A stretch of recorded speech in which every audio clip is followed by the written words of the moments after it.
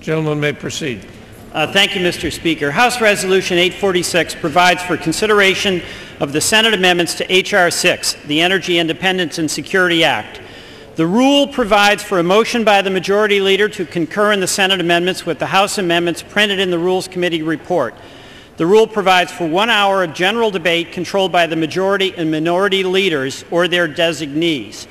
Mr. Speaker, many people have worked extremely hard to suspend. Members will remove their conversations from the chamber.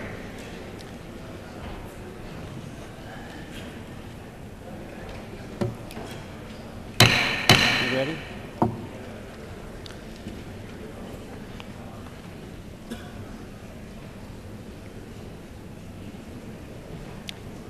Thank you. Mr. Speaker, many members of this body have worked long and hard to change the direction of energy policy in this country. And I can't mention them all, but it would be remiss not to pay special acknowledgement to the Speaker, to Mr. Dingell, and to Mr. Markey.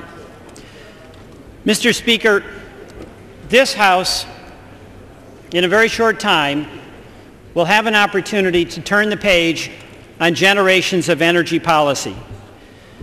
Perhaps the best way to characterize what has been the U.S. policy on energy is captured by looking at a photograph that serves as a metaphor.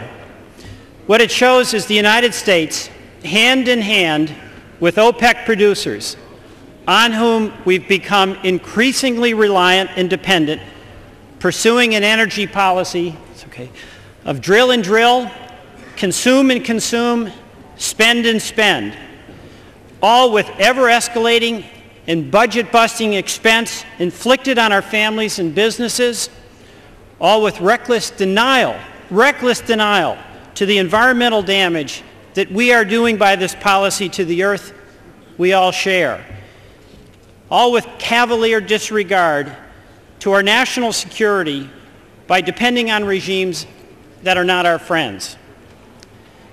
Mr. Speaker, this bill brought before you does two fundamental things in changing the direction of energy policy.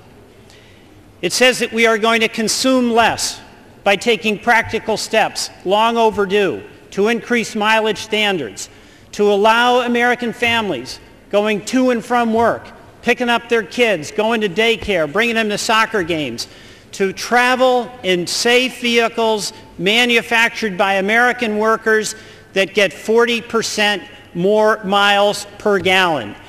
Mr. Speaker, that will save the average American family $700 to $1,000 a year.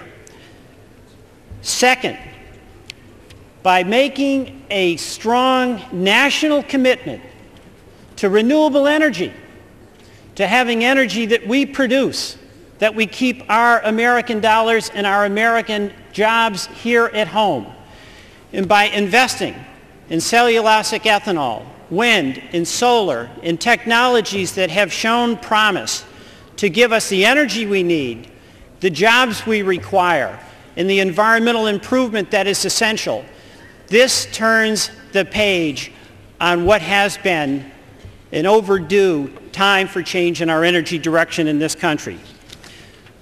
Mr. Speaker, the current system just ain't going to work. The ever-escalating cost to our families is not sustainable. In December of 2002, the price of a gallon of gas was $1.48. Today it's about $3.09. 5 years ago, it cost an average Vermont family about $600 to heat their home during the winter. It's over $1,500 to $2,000 now. The environmental damage is indisputable. With 4% of the world's population, us still consuming about 20 to 25% of the world's energy, we generate roughly 6 billion tons of carbon dioxide into the air each year. Mr. Speaker, we can't afford to be sending so much of American dollars abroad. $500,000 every minute from the pockets of American consumers and American businesses goes to countries that provide us with the oil that we need when they're not particularly good friends of ours. That's $500,000 every minute, $30 million every hour, $5 billion every week. This energy bill turns the page from a country that has been excessively dependent on oil consumption to a country that is going to be self-confident in its people, in its resources, in its ingenuity to take on the energy challenge and turn it into energy opportunity. Mr. President, or Mr. Speaker, I reserve the balance of my time.